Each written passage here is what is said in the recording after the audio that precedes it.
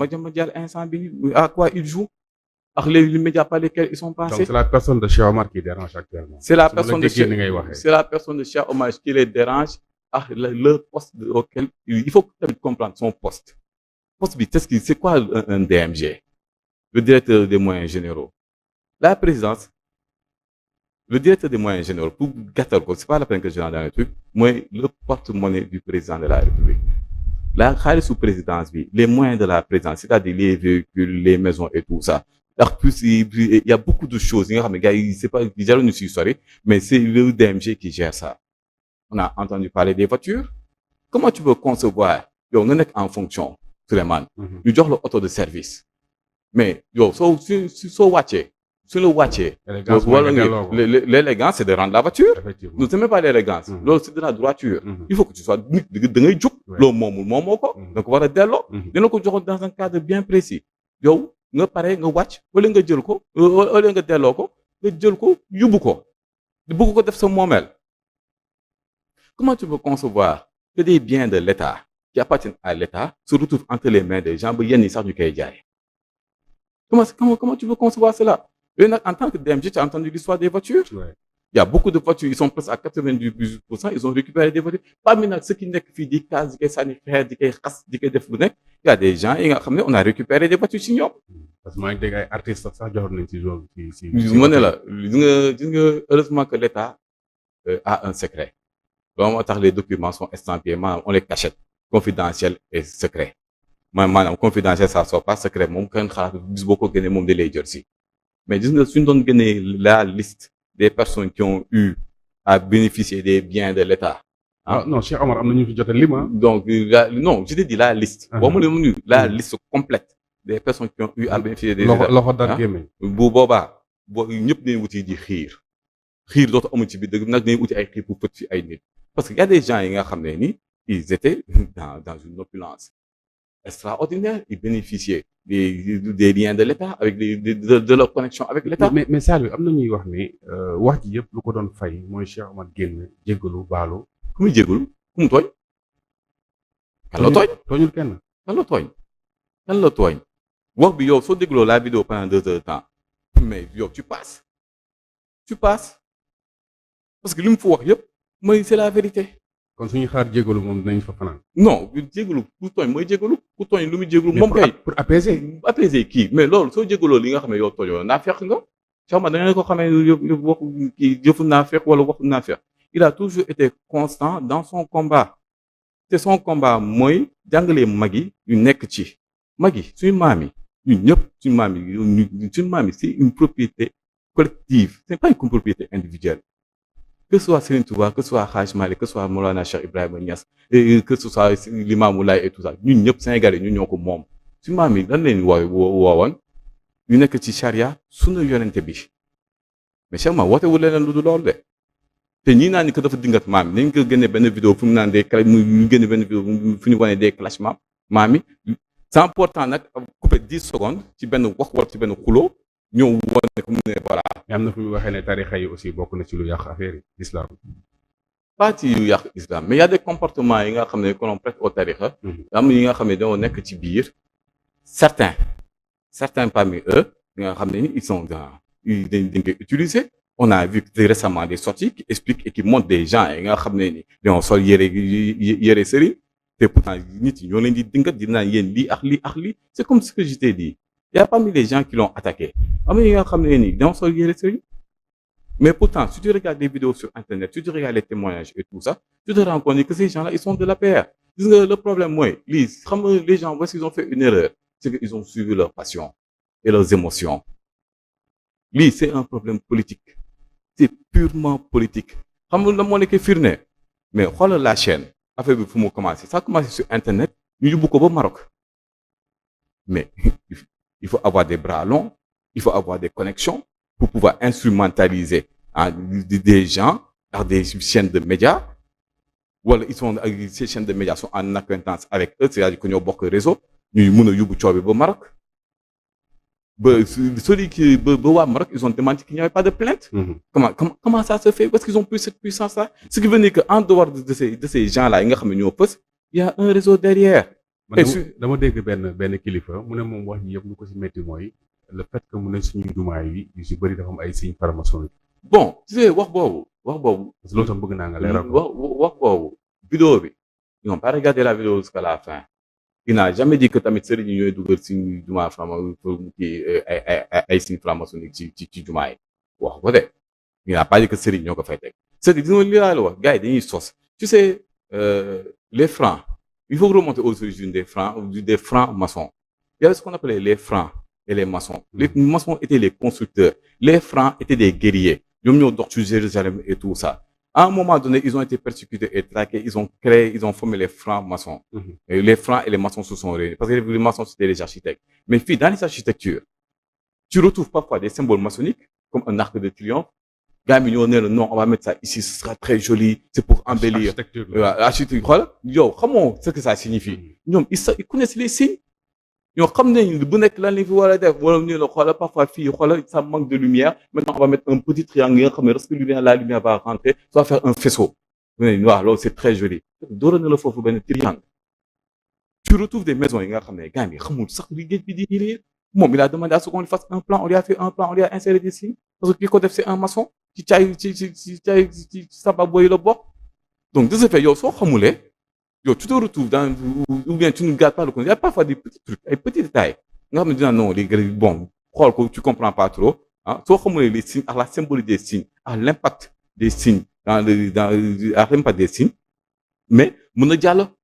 C'est ce qu'il dit. Il ne dit pas nag sëriñ yi ñoom nag gars yi qui ont des plans avec lui ils ont jël waxam les sëriñ yi ah ñoo dugal ay signes francs-maçonniques ci juma alors que c'est totalement faux, il ne l'a jamais dit. mais ça xam nga c'est un éternel incompris. Effectivement, j'ai un ami qui m'a appelé la dernière fois qui est en France. Mais mon cher Omar, dañu war a def tout pour ñëw en Europe. Parce que foofu lu niveau bi muy wax xam-xam foofu la toll. merci dafa war xam nga des fois di nga expliquer nii ak niveau bi muy waxee peut-être ñu bëri duñu am dégg-dégg boobu noonu. kon foog muy gën a leeral wala gën a wàccee boppam pour nit ñi mën a xam lu muy wax. Tu sais moom il parle wax benn boo wax ne qui parle à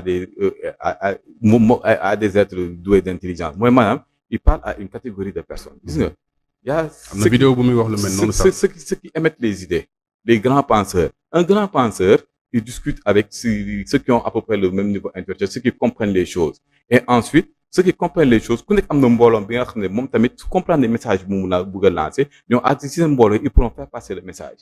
Mais su dee tu discutes avec des gens qui sont en face qui ne comprennent rien du tout, des gens yi nga xam ne on réfléchit pour eux, à des gens yi nga xam ils sont dans la manipulation pure et dure. Donc il faut le dire yooni la voix permet à une personne qui a une volonté ésotérique maanaam bëgg a dox yokk jaamu yaam en dehors des prières canoniques de pouvoir nekk ci loolu. Mais il y a des gens yi nga xam ne nii duñ ci dugg nekk ci bëgg créer ay problèmes yu jeex. Il suffit juste de rentrer dans les réseaux sociaux et de voir les témoignages que les gens font. Les témoignages ne viennent pas de nous. Ce sont des gens qui commencent à parler. Ce sont des gens qui expliquent, qui diwli.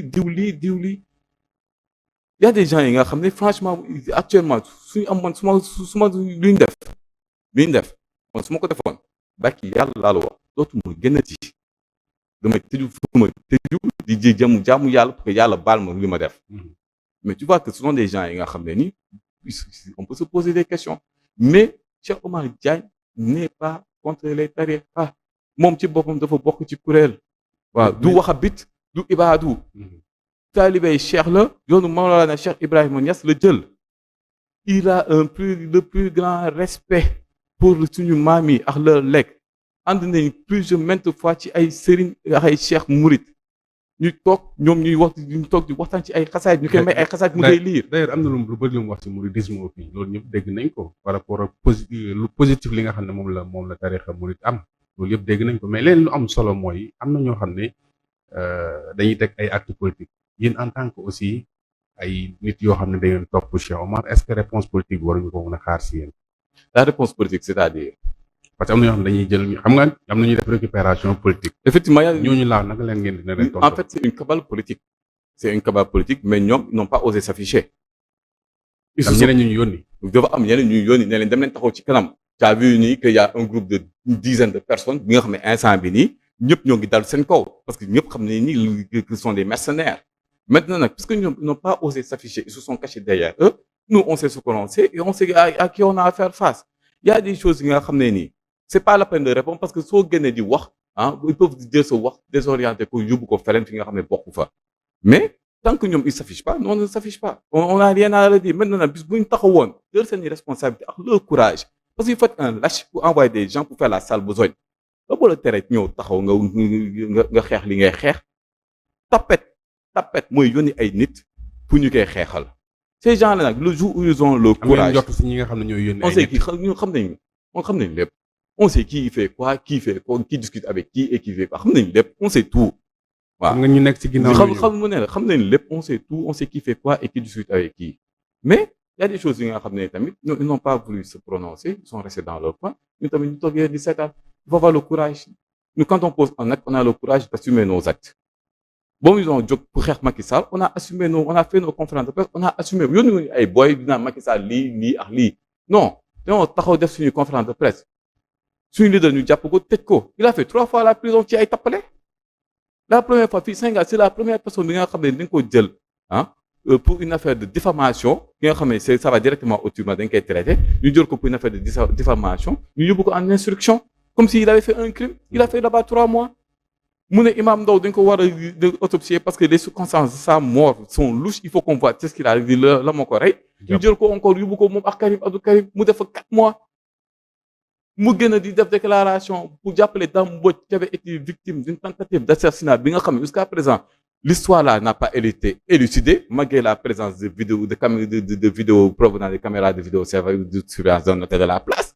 ba léegi on a vu les personnes qui étaient là-bas ba léegi parce que l'histoire n'a jamais été élucidée mu ñëw répéter li Clédor ak Dame wax ñu jël ko tëj ko ci biir kaso bi pendant 11 mois mu wax Bassirou Diomaye Faye. On a même vu il y a des photos qui ont fuité que le montre moom Bassirou Diomaye Faye Ababacar Ndiaye que je salue qui assis en train de discuter pendant 11 mois. Donc ci ay tappale lañ ko jàpp diggante pourquoi parce qu'il a pris ses responsabilités. te tappale yooyu mooy continuer ba léegi. C'est-à-dire. si mbiram mi da nga jàpp ne tappale yooyu mooy continuer ba léegi. tappale ya ak des règlements de compte personnel ak des gens yi nga xam ne ni dans son poste de DMG et la rupture qui a été mise en place ñu fa doon tappale yëpp on les a coupé le robinet dina nag ci robinet ba metti de surtout lorsque tu es habitué à un certain niveau de vie par rapport à certaines réalités politiques. ñu jóg mais la moo tax ces gens-là qui sont ici en train de crier où est-ce qu'ils étaient il y a 6 mois quand Macky faisait son 3e mandat on a vu des gens ici dem ci à Massalikul Jinaan ñoom ñoo fi doon taxaw di yuuxu ci micro yi 3e mandat tout en sachant que Macky Sall est en train de violer la constitution est en train de bafouer tous les règles préétablies. ñoo fi doon yuuxu 3e mandat tout en sachant que Macky Sall moo ngi rey doomu jaamur yi. ñoo fi doon yuuxu 3e mandat tout en sachant que Macky Sall a plus de 1600 détenus politiques qu'il a mis en prison ci ay tappale. Mais on a vu ici ay borom wéef yi nga xam ne 25 000 francs dañu yónni xam loolu ñoom dañoo yaakaar ni que nous on a oublié tout ce qu'ils ont fait wala que ñun dañuy fàtte 25 000 francs ñu jàppale tëj de plus de 1 an et demi ci kaso bi parce que lan association de malfaiteurs dans le but de commettre des actes terroristes. Il y a combien de boy yi nga xam ne dañuy fi defal mandat de dépôt. comme Cheikh Omar deful dara. il n'a rien fait li ñu koy waxal yëpp defu si dara. li ma ne la li ñu koy waxal yëpp defu. audio yi ñuy dégg ak vidéo yi yëpp wax si dara. ma ne la audio yi déformation la lépp. mais déformation weesul nga jël benn discussion de 2 heures de temps nga ñëw dagg si 10 secondes nga dem jël benn discussion de 1h30 nga dagg si 20 secondes ñëw def sa agencement taw ça loolu mën na la ko def. yow tu en sais quelque chose, tu es dans les médias, tu connais la désinformation. La désinformation est une tactique de guerre. La désinformation, ça est une tactique politique.